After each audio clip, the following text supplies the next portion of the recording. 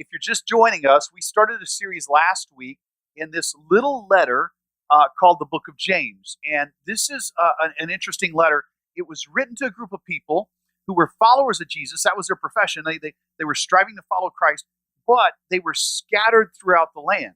And the reason they were scattered is because they were being persecuted. So they were, in a very real sense, these were immigrants spread all over the place. And James takes it up to write a little letter. Now, what I want to do this morning is I'm going to go back just a little bit because I want to make sure that everything we said last week is solid, that we understand it, and then I'm going to push forward into this week, okay? And we'll just about finish chapter 1 and not cover every verse, but we're gonna get there. James writes this book, and the whole book really is on how faith works. What does it look like for faith to work? And that's an interesting term. If you are like me, I find faith to be one of those terms. It's almost like a phrase that we use here in Texas. If you're from Texas, you know this. When we say, bless your heart, what do we mean? Like, that's a catch-all phrase, is it not? Like, we say that. We say it when we don't know what to say. We say it when we're thinking, oh, you're such a sad case. Like, we don't even know how to help you. Like, to be honest, that's what we mean. I mean, it's rude, but that's what we bless your heart. Like, I don't even know what to do with you. I feel like the word faith kind of fits that category. And I'll tell you why. Because when you get in trouble a lot of times, or there's bad stuff in your life, or things are falling apart around you, what do people say? Well, you just need to have a little more faith, right? And I feel like it's this statement of like they don't know what to say, so let's just use this spiritual word, right? It sounds good. It's in the Bible. Some I hear this. The preacher says it sometimes. You just need to have a little more faith. I think that's a pathetic use. I mean, I'm not saying that it's not warranted at times, but it's kind of a cop-out. And the reason it's that is because a lot of times we don't understand it, right? We don't understand the word. We don't even know what we're saying. What does it mean to just have faith? It sounds like it's very uncertain, right? It sounds like it's a term that we use when we don't have another answer. James starts to disassemble that. He starts to talk about faith in a way that's very tangible. And we have to be careful, because if you take the book of James and you just take all the things he's telling you to do in the book of James, we can create a kind of a very moralistic version of our faith. We'll create all these lists of things that we just need to do, and that's not what he's saying. That's why when he starts off in chapter 1, I want to back up just a little bit. I think it's important that you understand who he is and what he's doing. James was the half-brother of Jesus. That's one of those things that probably came with its own set of trials, right? I mean, can you just imagine the persecution of, why can't you be more like your brother Jesus? Like, how do you live up to that, right? Why can't you just be obedient like Jesus is? Why can't you just be mild-mannered and always cheerful like Jesus? I don't know if he was, but you can just imagine if you're his brother, that maybe you're feeling that pressure sometimes. James not only has that going for him, if you go back to John's whole account of Jesus' life in John chapter 7, you see that he wrote a phrase that lets you in on a little secret. Jesus' own family didn't believe he was who he said he was at first. Like, they didn't buy this. And I said last week, if you remember that, how do you buy that your brother is the Son of God? Like, what kind of an argument do you bring to the dinner table for that? Now, listen to me, guys. I need to tell you something. Okay? God's been talking to me in my devotional time. Yeah, that's right, James. I get up and have one. You don't. I understand. Like, can you just imagine? What do you have to say to your brother to convince him you're the Son of God? So James is in this really unique place in life. When he writes this letter, he's writing it having been very convinced of what he's talking about. Faith is deeply rooted in James by the time he gets to this point. In fact, after this point, I'll tell you one more illustration from his life. It's so rooted in who he is, he carries it to his grave. Because James, if you didn't know this, the way he was killed was he got in another skirmish with the Pharisees and the scribes, just like Jesus did, and they got mad at him one day. And they took him up to the pinnacle of the temple. And now I've looked and studied, and I've tried to figure out exactly how high that would be. But suffice it to say that we're talking way more than 50 feet. There's estimates that part of the temple pinnacles, you could actually have over a 400-foot drop off of some of them, because they went up the side of a mountain, some of them. But so we don't really know exactly how high it was, but they took him, it says, to the pinnacle of the temple, and they threw him off. And he hit the ground, and he wasn't dead. And they picked up stones, and they began pelting him with stones. And I guess he still wasn't quite dead. And one of the guys walks over, and it said he picked up a stick. And this is one of our earliest theologians wrote this story. It says he picked up this stick that was used to beat clothes, to wash clothes with. You probably never, everybody's had a washing machine in our generation, but they would take a stick and they would kind of beat these clothes on a rock. And he went up and he just bashed in his head. James, his faith was so developed that he went from, come on, Jesus, you're my brother, I really know the truth here, to willing to die for what he believed. So this guy, when he speaks to faith, we need to listen. It's not, I'm not saying that James has all the answers, but I'm just saying he obviously has something to say when it comes to faith. So this morning, if you're kind of in that phase, I want you to know that it's very much okay to question your faith. I think we don't say that enough. I think sometimes we can be very uncertain about what we believe. But I want to tell you this, that faith does not imply uncertainty. Faith is not just a crutch. It is not something you limp along in life with. It is not something where Christians go, oh, we just have to have faith and we can't answer these things and we don't have any confidence in anything. That's not a good understanding of faith. That's not the kind of faith that allowed James to be thrown off a building while he was feeling very close to his God. So let's dive in a little bit. Faith is not just this uncertainty, okay? It's about learning what you can be certain in. You walked in this morning, and I guarantee you, nobody in here walked up to the chair you're sitting in and did a stress test before you sat in that chair, did you?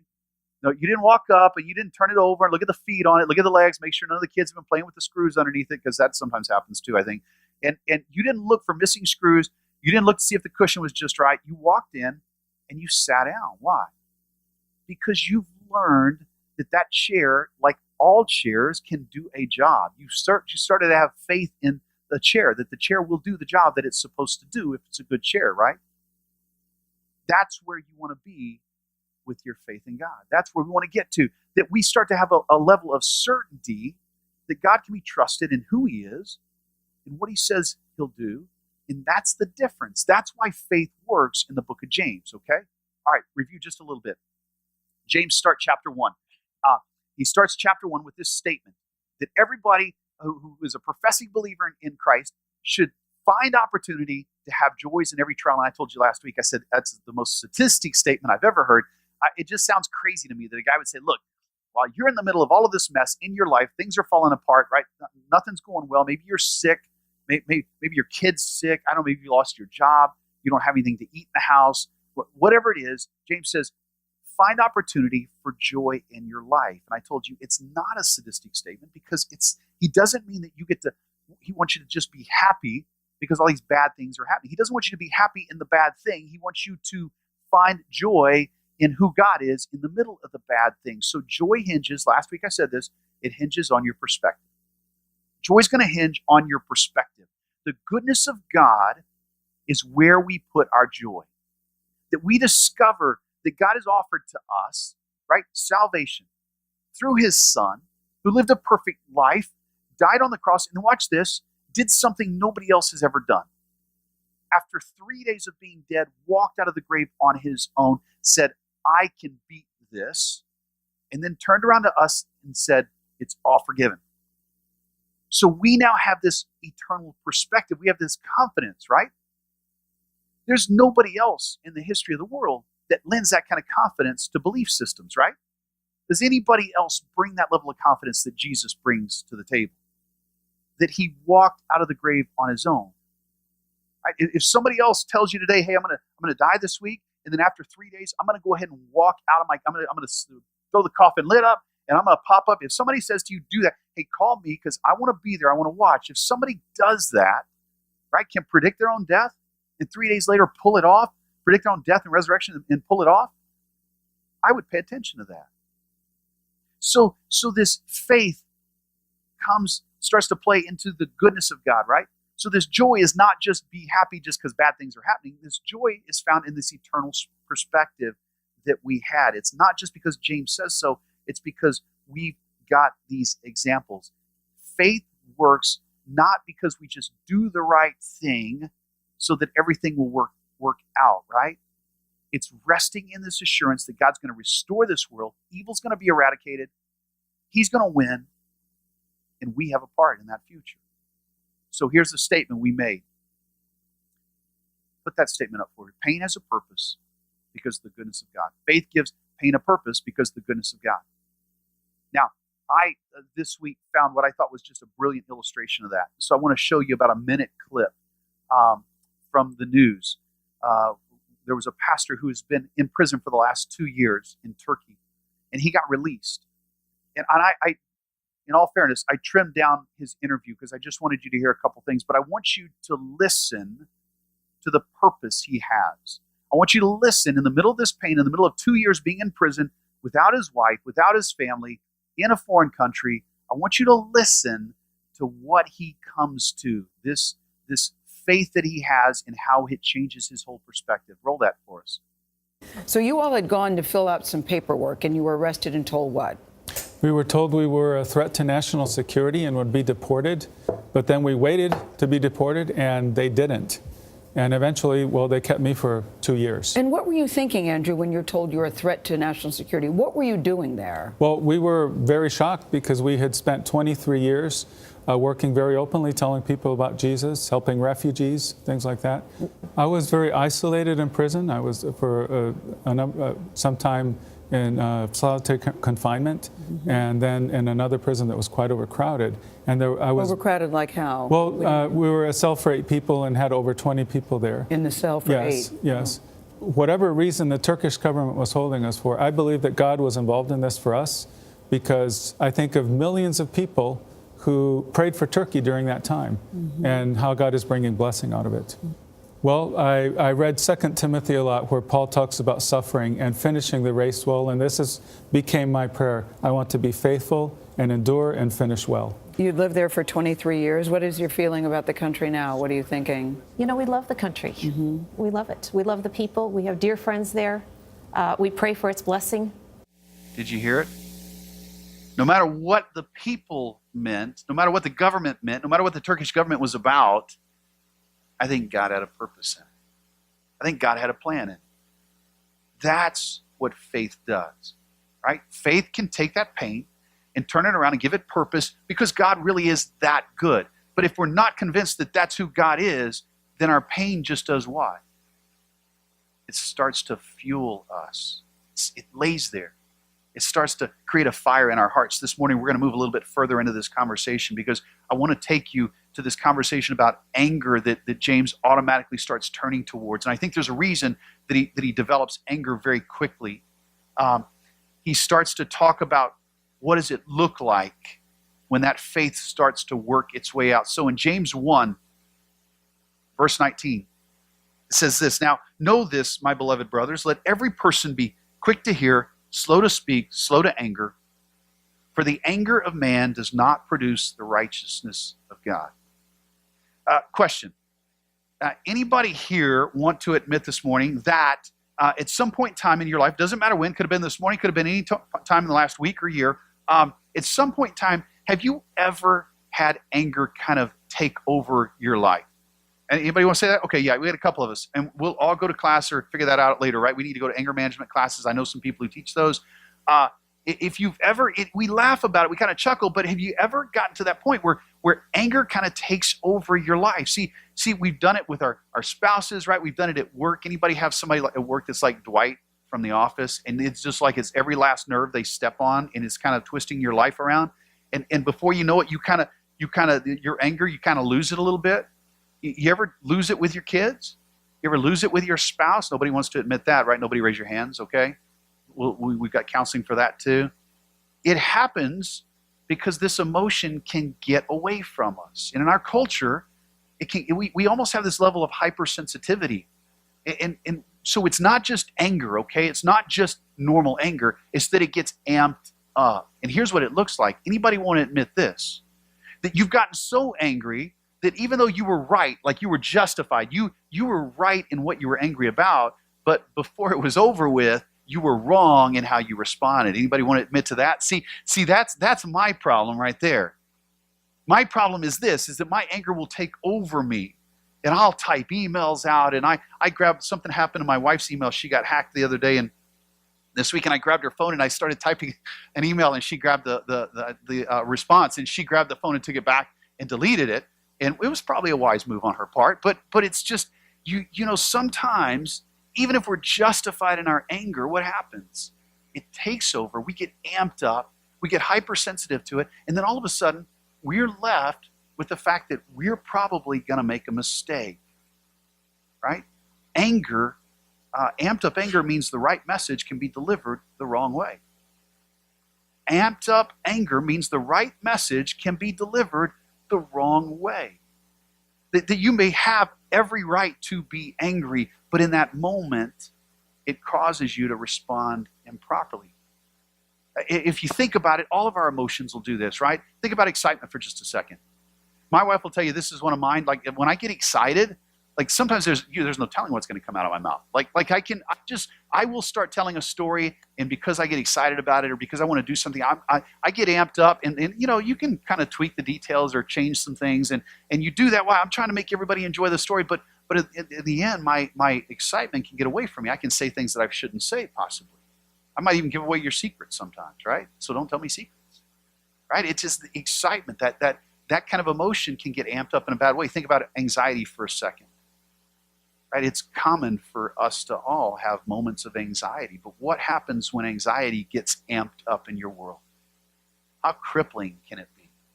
Anybody ever suffer from anxiety to the point that it skews your perspective, and then all of a sudden you're not sure which way is up in your life, or you feel so nervous or bad that you just almost, it's like crippling in such a way, right? Think about sadness. It is normal to be sad. It's a solid emotion. Sadness is a good emotion, but amped up sadness, when it gets overstated in our lives, what happens? We can become paralyzed with just deep, dark depression, right? We can be stuck on the couch and not really know how to go on with life, right? The same is true for anger. When anger gets amped up, what's the phrase we use? We start to see red. Right? We start to see red, like it takes over. And before you know it, you can do some really embarrassing things, even though you may be right in your stance, you may be right in your position, but the anger causes you to respond poorly, right? Back to James 1. James says, so know this then, my beloved brothers, let every person be quick to hear, slow to speak, slow to anger. For the anger of man does not produce the righteousness of God. Think about it for just a second. It's almost like he's starting this section with like a back to elementary school class. Like, here, let me tell you how this is going to work out. Back to elementary school. I need everybody to listen before you speak. Okay, rule number 1, everybody, you're going to listen before we speak in this class. And number 2, don't speak in anger. Okay, so those are my 2 rules. Okay, so everybody just settle in, but those are the 2 golden rules for this class. It kind of feels that way, doesn't it? It kind of feels like he's just teaching us about 2 rules that we need to understand in our world today. It's so much more than that, though. It's so much more, because what he's going after is this. He's pointing out a gap. He's pointing out a gap in all of our lives. That there's a gap for most of us between what we profess, right, in our faith and the expression of that faith. In other words, there's a gap. Look, let's say that you're not even sure what you believe about God. You put faith in something in this life. You have a worldview in something. And James is saying, most of us, all of us, have this gap between what we profess, right, of faith, and that profession of faith, and then what we express in that faith. And he's going to start to tear it apart a little bit. He's like, we got to look at this. We got to take this thing apart a little bit. I'm not asking you to perform, right, to be good so Jesus will love you. I'm saying, when you understand Jesus loves you, there's things that are going to happen in your faith and in your life. It's going to work its way out in your actions. Their actions, right? The people James is writing to, their actions are not reflecting their new identity. You say, yeah, but they're immigrants, like they're out there, and you know what's happening? They're being persecuted, and they are. They're living in places that they shouldn't be living. They're not with their families. They're all scattered. Bad things are being done. Things are being imposed upon them because they're immigrants in these other places. And James is saying, but hold on. It doesn't matter. Right? Remember who your faith is in. Remember how good our God is. Now, with that in mind, watch your anger. watch your anger. Because your anger can get so amped up, you'll see red, and like me, you'll start sending emails you should never send. You'll say things to friends you should never say. And you know what, folks, I hate to say it, but most of this now in our culture happens online, mostly. Right? Now, sometimes it happens face-to-face. Sometimes it happens face-to-face driving 75 miles an hour down 75 in Dallas. And most of the time it happens at 30 miles an hour on 75 in Dallas, though, right? And you're face-to-face. And you say things. My family calls it the stare. Apparently, I have this thing that I have perfected, that if you cut me off, I give you the stare. Like I'm confronting you in some way. Fortunately, they can't hear my thoughts. They can't hear my words. But think about it. It's a gap. It's a gap for me. It's a gap in my profession of faith, in the expression of my faith. It's a gap in what I say I believe, in the God I say I believe in, and how good he really is, and how I act, how it comes out. Now, just so I'm going to throw this in, okay, just so that you know this. I think you do. I don't always like to put a caveat on things, but James is not saying that there's never a time to be angry. Okay, he's not saying that. We know that because Paul made a statement to the Ephesians. He said in Ephesians 4, be angry, but do not sin. So we know that there is a place for a level of anger. But listen, James is cautioning his people and cautioning us and saying, look, here's the thing. So many of us live our lives and we say we believe something, but then it doesn't work its way out in what we say we believe. And we feel justified in it because we think we're right. But no matter how much we're justified, even if we are 100% right, you can still believe the right thing, but say it in the wrong way, especially when anger is involved. And if you think about it, what was James's last understanding with Jesus? You think about those men as Christ was on the cross and he was being crucified, and the story is pretty graphic as we read it, that he had just been bloodied and beaten and was in severe pain and hanging on a cross, and he was dehydrated because they wouldn't give him water. And his body, all the internal organs are starting to shut down, so the pain is severe. And if you don't know anything about crucifixion, you actually will die from suffocation, because when they stretch your arms out and the weight of your body pulls down on your shoulders and all, this gets tight and you can't breathe. So as he struggles to breathe and his own disciples are standing around the foot of the cross, they hear Jesus say one thing very plainly. And he looks out at the crowd and he talks to God, his Father, and he says, Father, forgive them, because they don't know what they're doing. So James has this in his mind as he's writing to people. He's like, don't you get it? Like, the anger of man does not amount to the godly activities, the godly behavior that we've been invited into. That we express our faith in this good God by having our hearts transformed, by showing the world something very different. Listen, don't start thinking, and I know how we all do this because I've done this too, right? Like, don't sit there and think, but really it's my 3-year-old, right? That's the 3-year-old's the anger problem in my family. Man, that kid can throw a tantrum. Or my teenager, like my teenager throws the tantrums in my family. Wrong. Jesus, even when he had his little Sermon on the Mount, when he's on this hillside and he's teaching people, you remember some of these statements? He started to say things crazy. Like he would say, you've heard it said, don't commit murder. But I tell you, even if you hate somebody in your heart, it's the same thing. So sometimes we don't even have to say it, but it's happening in our heart. And Jesus says, I want that gone too. Jesus said, you've heard people talk about don't commit adultery on your spouse, but listen to me, I'm telling you, if you look at somebody else and you lust after them, it's the same thing. Jesus said, you've heard this thing about justice, that make it an eye for an eye, make sure that justice is fair, right? But Jesus says, I'm telling you, turn the other cheek.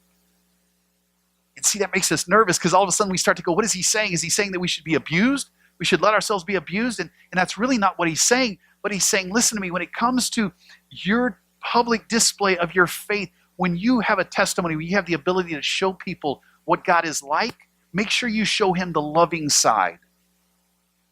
Make sure you show them how good he is. So good that even the people that put Jesus on the cross, Jesus could look out and say, hey, Love them anyway, Father. Love them anyway. See how radical that is? That's what the world is waiting for today, right? If you're sitting here this morning and you kind of have had trouble with whatever faith means in your life and you've struggled with who Jesus really is, I hope maybe you're hearing something you've never heard before, and that is that there really is a love and a goodness found in God that we can't find anywhere else. And it's so consuming that it transforms our hearts, and we literally will find ourselves in positions where we can be nice at times when other people are being mean to us. And then we can enjoy that moment, not for our own glory, but for the sake that we're showing somebody something different, right? Fill in those blanks. Worldly anger does not produce godly activity. Worldly anger does not produce godly activity. We have to be convinced of that. If we're not, it's too easy in our world today to be angry. It's way too easy. We're an angry group anymore. You know, we're one of the wealthiest countries, if not the wealthiest country in the world. And somehow we're angry. We have more stuff than any other country in the world, and somehow we're angry. We have neighborhoods. The level of extreme poverty in our country has shrunk, and somehow we're still angry. Why? Because it's always about us. Because we really have not discovered how good God is, and so maybe that's something you need to consider this morning. For the first time, you need to say or recognize that God has offered you something that you weren't ready for, that you didn't even understand. Maybe it's time to say yes to Jesus and let him transform your heart. Go back to James 1. Verse 21.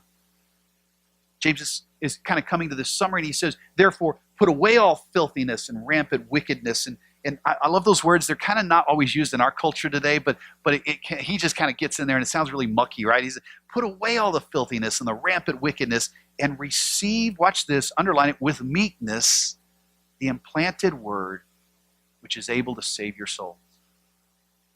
Anybody growing up have a mom that like if you went out, one of my favorite things to do was if there was a creek bed with water, mud, anything, like I was going to be in it. Like even in college, I was a biology major, and some of my best times in college were going out to mud holes and sifting for living critters, and you know that's just part of who I am.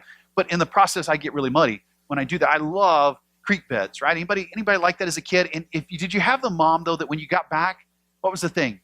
Don't you dare come in this house. Like you get out there to the garage and you get on the front porch. I don't care. You take those clothes off right there. And she didn't care if the neighbors were all outside. You were going to take those clothes off outside before you go in her clean house, right? You know what's so funny is today, like houses now have mud rooms. Like I don't have one. I really want one, but they have mud rooms. We let our kids play outside less today than ever before, but we all have mud rooms now. It's kind of funny. The principle is this: what? That there are things that we need to take off. That as James is talking to us and he's saying, look, with meekness, receive the implanted word. Not the Old Testament law. He's saying the gospel, the words of Jesus Christ. And he's not saying meekness because it's like in contrast to anger. That's not what's going on here at all. He's saying, look, humble yourself so much. Remember the goodness of God so much. Change your attitude. Change your attitude. With meekness, with humility, recognize what God has done for you. Recognize what Christ did for you on the cross. Remember Jesus in his Sermon on the Mount at the very beginning? You can go read it in Matthew 5 later if you'd like, but he makes all these little bullet statements, and one of them is simply, blessed are the meek, for they'll what? Inherit the earth. Blessed are the meek, because they're going to inherit the earth. Blessed are the humble. Blessed are the people who come to the end of themselves and realize what God has done for them through Jesus Christ, and now all of a sudden, with all humility, you receive that gospel message, and it begins to transform you from the inside out. So now, folks, it's no longer about being right. It's no longer about making everybody look the same. That's why at Journey we say all the time, come as you are. We also say, just don't stay that way. Like, God wants to grow you, but please don't think you have to clean yourself up to be a part of Journey. Don't think you got to get your friends, you got to get them cleaned up. Or please don't ever convey that to somebody. God loves messes, and he's so capable of cleaning the mud off of us. All we have to do is humbly come ready. Humble ourselves. And anger is not about humility. Anger is about me being right. Every time I get angry, listen, I'm going to talk about me for a second. I get angry right now sometimes. This is an area I still struggle with.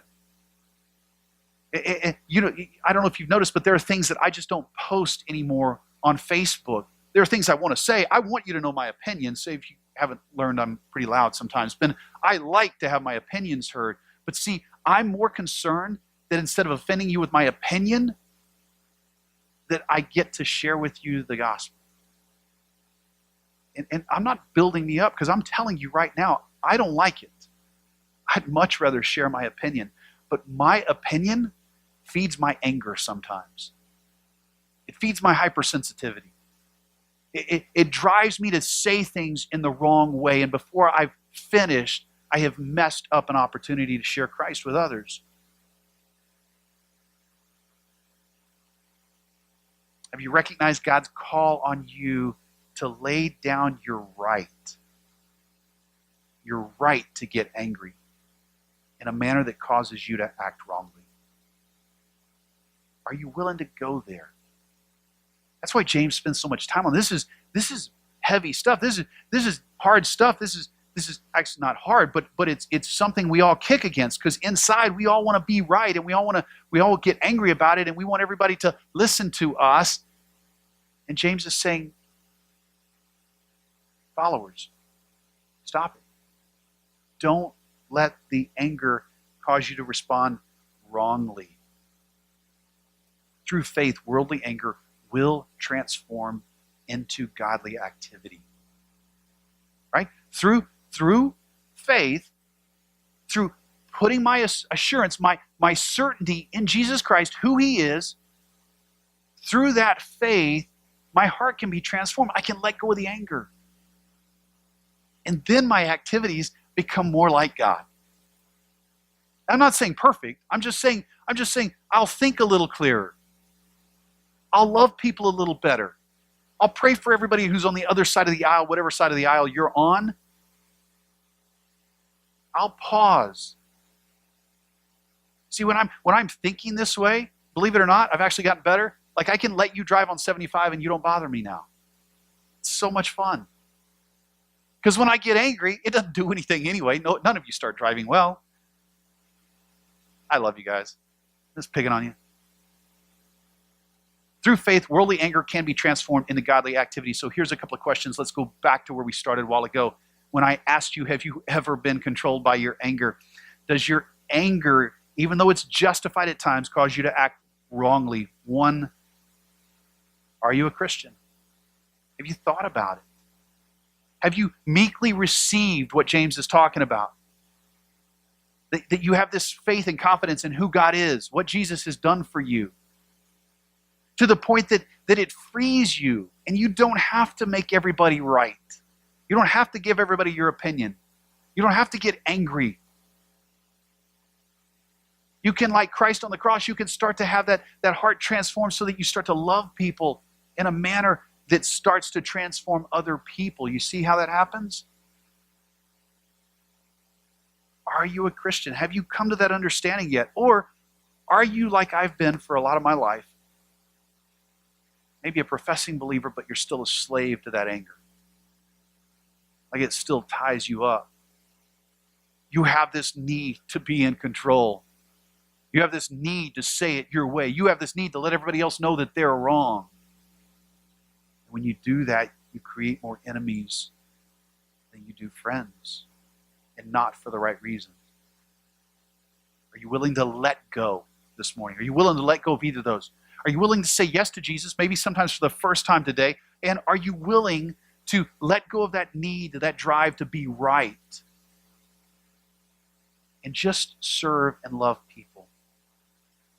I'm going to close where some of you might think I should have camped out the whole morning. This is possibly one of the most famous verses from the book of James, and probably if you've never even been to church, you've heard this verse or a version of it.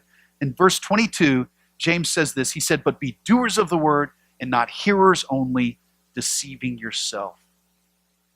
And we could have spent all morning here, but I think it's a great summary verse. Are you being honest this morning? That's the challenge. Are you being honest with where you're at? Are you being honest about your anger, about what's really in your heart?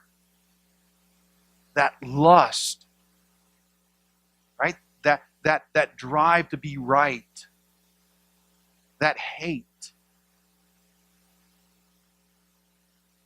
that all of those emotions that can get amped up and push us over the edge. Are you being honest about those this morning? James says, be doers of the word that's been implanted in you, right? Be ready to receive it and do something with it. Let it transform your heart and then transform your actions on top of that. Worldly anger will transform into godly activity through faith. Let me pray for us.